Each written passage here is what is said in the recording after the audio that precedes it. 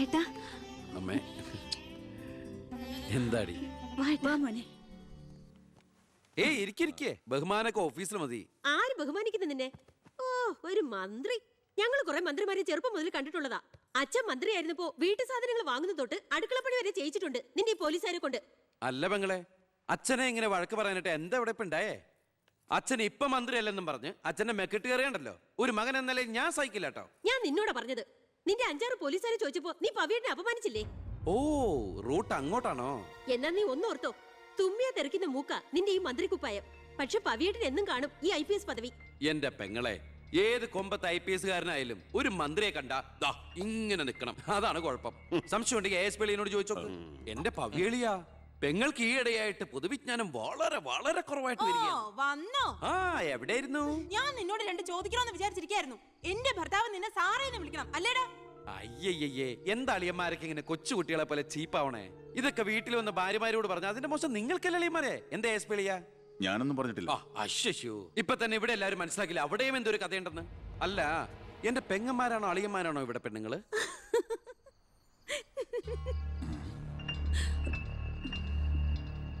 അച്ഛാ, അച്ഛനെങ്കിലും ഒന്ന് പറഞ്ഞു കൊടുത്തൂടെ കുട്ടികൾക്ക്? ഓഫീസ് വേറെ വീട് വേറെ എന്ന്. എന്നെ മന്ത്രി കസേരന്ന് എഴുതിപ്പിച്ചു വിട്ട എന്നോട് മിണ്ടാൻ വരണ്ട. ഞാനല്ലോ എഴുന്നേപ്പിച്ചു വിട്ടത്, ജനങ്ങളല്ലേ. അച്ഛൻ ഇനിയെങ്കിലും മനസ്സിലാക്കണം, പൊതുജനം കഴുതയല്ലെന്ന്. അതെങ്ങനെയുണ്ട് അളിയന്മാരെ? എല്ലാരും പോവാണോ? നീ ഉച്ചയ്ക്ക് ഊണ് കഴിക്കാൻ വരുമെന്ന് കരുതി നിനക്ക് ഇഷ്ടപ്പെട്ട പാൽപ്പായസം വരെ ഞാൻ ഉണ്ടാക്കി. അമ്മയ്ക്ക് അറിഞ്ഞൂടെ അമ്മേ മന്ത്രിമാരുടെ തിരക്കൊക്കെ? നീ ഇരിക്കെ. അതെ, ഇവിടെ ഇരുന്നാൽ എനിക്ക് ഇങ്ങോട്ട് ഇറങ്ങൂല്ല അമ്മേ. ഇനി ഞാൻ ഇന്ത്യൻ പ്രധാനമന്ത്രി ആയാലും എനിക്ക് അടുക്കളയിൽ ഇരുന്നാലും ഇറങ്ങും. അതിന്റെ സ്വാദം വേറെ തന്നെയാ. അമ്മ ഇങ്ങോട്ട് വന്നേ. ഇവന്റെ ഒരു കാര്യം. അതെ, ഇവിടെ എല്ലാവരും ചേർന്ന് ഏട്ടനെ പുഴുങ്ങി തിന്നാൻ നോക്കി നിൽക്കായിരുന്നു. എല്ലാം വാല് മടക്കിയത് കണ്ടില്ലേ? കലക്കേട്ട. കലക്കണുണ്ട്. ഈ കഞ്ഞില് പയറും ചമ്മന്തിയൊക്കെ കൂടിയിട്ട് കൈയിട്ട് ഇങ്ങനെ കലക്കി എന്തോ സാധനം അറിയോ? കുറച്ച് വേണം. മീനു, വേറെ കഞ്ഞി വിളിക്കുന്നു. തമാശ അമ്മ. എത്ര നേരം അവിടെ നിന്നെ വിളിച്ചു പോകുന്നു? എന്താടി ചെവി കേട്ടൂടാ നിനക്ക്? നിന്റെ ആങ്ങളെ ഊട്ടാനോ അയാളുടെ പുളിച്ച കോമാളിത്തരം കേട്ട് പൊട്ടിച്ചിരിക്കാനല്ലോ നിനക്ക് നേരം? നിന്റെ 2 ചേച്ചിമാരെ കണ്ട് പഠിക്കടി. അവര് ഭർത്താക്കന്മാരെ ശരണം പറഞ്ഞ് ജീവിക്കുന്ന കണ്ടില്ലേ?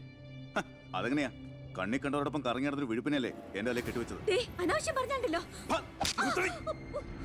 കൊന്നുകളയും ഞാൻ. അറിയില്ല നിനക്കെന്നെ. എന്റെ മനസ്സാരെങ്കിലും വേദനിപ്പിച്ച അത് ഞാൻ നിന്നോട് തീർക്കും. അളിയാ, ഒരു മിനിറ്റ് ഒന്നും വന്നേ. ഞാനെന്തോ പറയണോന്ന് വിചാരിച്ചല്ലോ. കഞ്ഞി കുടിച്ചോണ്ടിരിക്കും. എനിക്കെന്തേലും ദേഷ്യം തോന്നിയ, വിഷമം തോന്നിയ ഞാനത് നേരിട്ട് തീർക്കും. മേലാൽ ഇത് ആവർത്തിക്കരുത്. എന്താടാ അവിടെ ഒരു ശബ്ദം കേട്ടത്? വിഷു ഒക്കെ ആവാറായില്ല അമ്മ. ഞങ്ങൾ വെറുതെ പടക്കം പൊട്ടിച്ചളിച്ചാ. ഗുഡ് നൈറ്റ് അളിയാ. അമ്മ ചെന്ന് കഞ്ഞി കുടിക്കേ.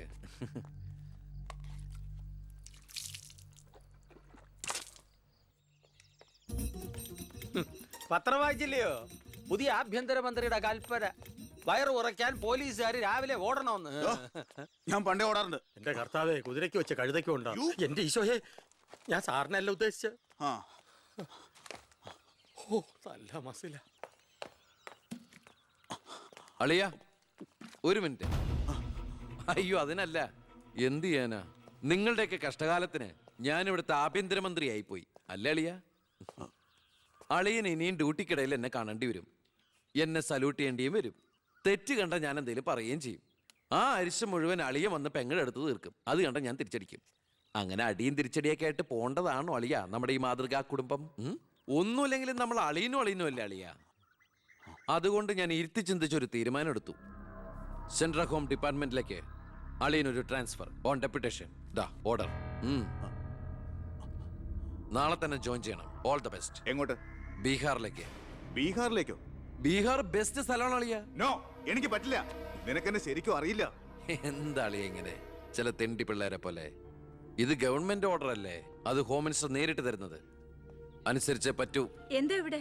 ASP അളിയനെ മന്ത്രി അളിയൻ ബീഹാറിലോട്ട് തട്ടി. മന്ത്രിയുടെ ഭരണപരിഷ്കാരങ്ങൾ കുടുംബത്തും. ബീഹാറിലേക്കോ? ബീഹാർ ബെസ്റ്റ് സ്ഥലമാണമ്മേ. അല്ല, ഈ ബീഹാർ എന്ന് പറയുമ്പോ എടീ, ബീഹാർ ഗംഭീര സ്ഥലാ. നീ വിഷമിക്കണ്ട, നീ പതുക്കെ പോയാ മതി. പേടിക്കാനൊന്നുമില്ല സാറേ. അവിടെ ചെന്ന് ലല്ലു പ്രസാദുമായി ഒരു ടൈപ്പ് ഉണ്ടാക്കിയാൽ കുശാലല്ലേ കുശാൽ.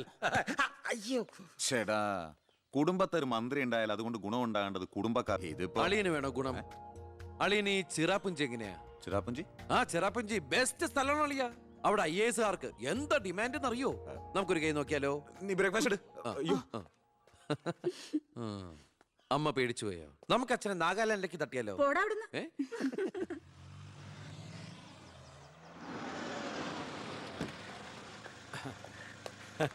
നമസ്കാരം. നമസ്കാരം. Good morning. Good morning. മനസ്സിലായില്ലേ? മേഴ്സി മേഴ്സി വർഗീസ് ഇവിടുത്തെ ഫേമസ് പബ്ലിക് പ്രോസ്റ്റിറ്റ്യൂട്ടാ. പഴയ ജോലിയൊക്കെ നിർത്തി ഇപ്പൊ അച്ഛന്റെ കേസ് മാത്രമേ എടുക്കൂ. കൂടെ കയറിയങ്ങ് പോ. വൃത്തിയിട്ടവനെ, താനാ പറഞ്ഞതിന്റെ അർത്ഥം എനിക്കറിയോ? വേശ്യെന്നാ. ഓ, മാഡം മാഡം മാഡം അറിയാതെ നാ ഒന്ന് പിഴച്ചു പോയതാണ്. മാഡം എന്റെ സ്വന്തം അമ്മയെ പോലെയാണ്, അല്ല, സ്വന്തം ഭാര്യയെ പോലെയാണ്. ഐ! അയ്യോ, പെങ്ങളെ പോലെയാണെന്നാണ് ഞാൻ ഉദ്ദേശിച്ചത്. എന്താ ഇവിടെ ബഹളം? കയ്യും കബളും കൂടെ കൂട്ടിമുട്ടിയതാ. ഓ, ഈ കള്ളനായിരുന്നോ? ഞാൻ കള്ളനല്ല, കള്ളന് കഞ്ഞി വെച്ചു. സെക്യൂരിറ്റി, തൂക്കിയെടുത്ത് പുറത്താക്കണോ ഇവനെ? ഞാൻ ഉദ്ദേശിച്ചത് ഇയാൾ ഒന്നും ഉദ്ദേശിക്കണ്ട. മേലിൽ മുറ്റത്ത് കാലി കുത്തിപ്പോരുത്. ഞാൻ ഈ കാല് Stupid. എന്റെ ഉദ്ദേശങ്ങളൊന്നും പഴയതുപോലെ ഫലിക്കുന്നില്ലല്ലോ. ടൈ. തെളിവുകളും സാക്ഷിമൊഴികളും അനുകൂലമാണെങ്കിൽ പിന്നെ ഒന്നും പേടിക്കാനില്ല. സെൽഫോൺ ഒരു പ്രധാനപ്പെട്ട തെളിവല്ല. അതിലേക്ക് ആർക്ക് വേണമെങ്കിലും വിളിക്കാം, തിരിച്ചും വിളിക്കാം. പക്ഷേ ശാരിയുടെ സാക്ഷിമൊഴി പ്രധാനമാണ്. അതിലൂടെ മാത്രമേ വെട്ടൂർ ശിവനും ഈ കൊലയും തമ്മിലുള്ള ബന്ധം വാദിഭാഗത്തിന് തെളിയിക്കാൻ പറ്റൂ. ഈ വെട്ടൂർ ശിവൻ നിരപരാധിയാണെങ്കിൽ അച്ഛനും നിരപരാധിയാണ് അല്ലേ മാഡം? അതെ. അപ്പോ എങ്ങനെയും ശാരിയുടെ മൊഴി നമുക്ക് അനുകൂലമാക്കണം. അച്ഛൻ ആ കുട്ടിയോടൊന്ന് സംസാരിച്ച. ഓ, ഇവിടുത്തെ പഴയ ബാല്യക്കാരുടെ മോളാ അവള്. ഇനി ഞാൻ അവളെ കാല് പിടിക്കണമെന്ന് പറഞ്ഞാ? അച്ഛാ, ഇപ്പൊ ആവശ്യം നമ്മുടെതാ. അവൾ അനുസരിക്കും. അതിനുള്ള തന്ത്രങ്ങളൊക്കെ അച്ഛൻ അറിഞ്ഞൂടെ?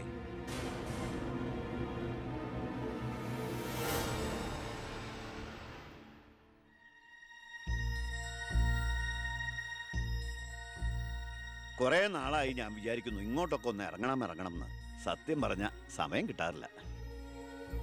അല്ല, ഇവളെങ്ങനെ നിർത്തിയാ മതിയോ? കെട്ടിച്ചുടണ്ടേ? അതിന് കല്യാണ ചെലവൊക്കെ ഞാൻ ഏറ്റവും പറ്റിയ പയ്യനെയും കണ്ടെത്താം. നമുക്കിത് ഗംഭീരമാക്കണം, ഒരു ഉത്സവം പോലെ. ഗോപാലപിള്ള സാറിനെ എനിക്ക് മറക്കാൻ പറ്റുമോ? എന്നെ രാഷ്ട്രീയത്തിലേക്ക് കൈപിടിച്ച് കയറ്റിയ രാഷ്ട്രീയ ഗുരുവാണ് നിന്റെ മുത്തച്ഛൻ. മരിക്കാൻ കിടക്കുമ്പോ ഞാൻ അദ്ദേഹത്തിന് കൊടുത്ത വാക്കാ, ഈ കുടുംബം അനാഥാകില്ലെന്ന്.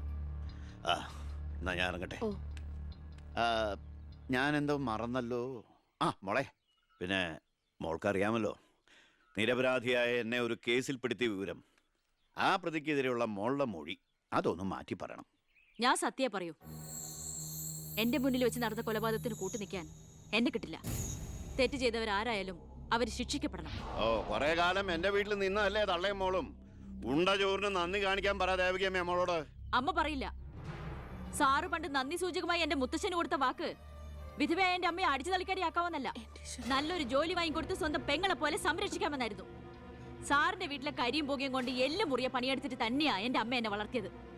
ഒരു ബാല്യക്കാരിയുടെ കൂലിക്കണക്ക് പറഞ്ഞാ കുറെ കാശ് ഇങ്ങോട്ട് തരാനുണ്ടാവും. ഞാഞ്ഞൂളിനും പത്തി കൊള്ളാം. നീയൊക്കെ മാനം മര്യാദയായിട്ട് ജീവിക്കുന്ന എനിക്കൊന്ന് കാണണം.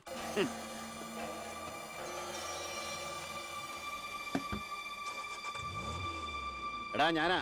എന്താ അച്ഛാ? ഏയ് നടക്കില്ലടാ. ഇന്ന് അച്ഛൻ അവളുടെ അടുത്ത് പോയി. നാളെ അവൾ അച്ഛൻ്റെ അടുത്ത് വരണം. അച്ഛൻ സമാധാനമായിട്ടിരിക്കെ, ബാക്കിയൊക്കെ ഞാൻ നോക്കിക്കോളാം.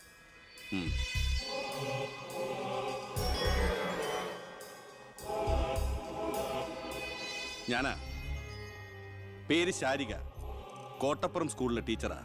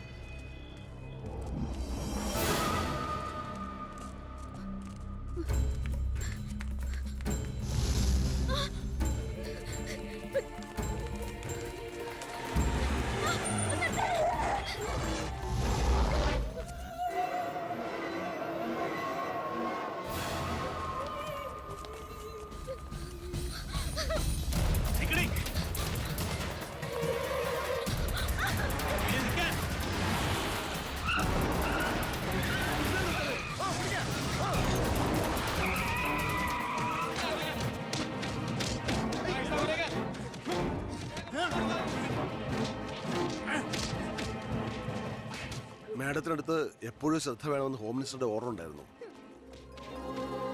വരട്ടെ, പിടിച്ചു കയറ്റില്ല അതിനെ.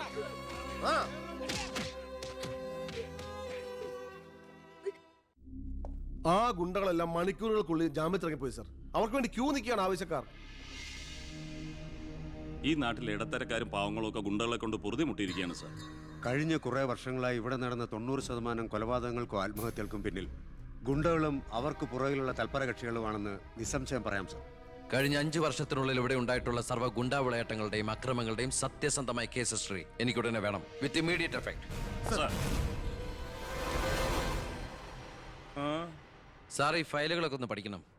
കഴിഞ്ഞ 5 വർഷത്തിനിടയ്ക്ക് കേരളത്തിലുണ്ടായിട്ടുള്ള ഞെട്ടിക്കുന്ന അക്രമങ്ങളുടെ സത്യസന്ധമായ ഡീറ്റെയിൽസ് ആണിത്. 300-ലേറെ കൊലപാതകങ്ങൾ, 2000-ലേറെ ആത്മഹത്യകൾ, 3000-ലേറെ ആത്മഹത്യാ ശ്രമങ്ങൾ, അക്രമങ്ങളിൽ അംഗമംഗം വന്നവർ 6000-ലേറെ. എന്നിട്ടോ ബന്ധപ്പെട്ട കേസുകളിൽ ശിക്ഷിക്കപ്പെട്ടത് വെറും 12 പേർ. വ്യക്തമായ തെളിവുകളോ സാക്ഷിമൊഴികളോ ഇല്ലാതെ രക്ഷപ്പെട്ടവർ 650-ലേറെ. ഇനിയും പോലീസിന് കണ്ടുപിടിക്കാൻ പറ്റാത്ത കേസുകൾ 100-ലേറെ. ഇതൊക്കെ ആ അവറാച്ചനും അതിനു മുമ്പ് പ്രതിപക്ഷവും ഭരിച്ചിരുന്നപ്പോഴാ. സാർ, മറ്റുള്ളവരുടെ മേൽ പഴിചാരി രക്ഷപ്പെടാനുള്ള തന്ത്രമല്ല ഇപ്പോൾ ആവശ്യം. ഞാനിപ്പോ എന്താ ചെയ്യണ്ടേ? ഇതൊക്കെ അന്വേഷിക്കേണ്ട ചുമതല പോലീസിനല്ലേ?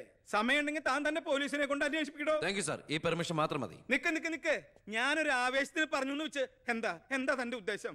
സാർ, ഞാൻ പറഞ്ഞില്ലേ ഈ അക്രമങ്ങളുടെ എല്ലാം പിന്നിൽ ഗുണ്ടകളാണെന്ന്. അതൊക്കെ ആർക്കും അറിയാൻ പാടില്ലാത്തത്. എങ്കിൽ പിന്നെ ഈ ഗുണ്ടാവിളാട്ടം നമുക്ക് അങ്ങ് അവസാനിപ്പിച്ചൂടെ സാർ?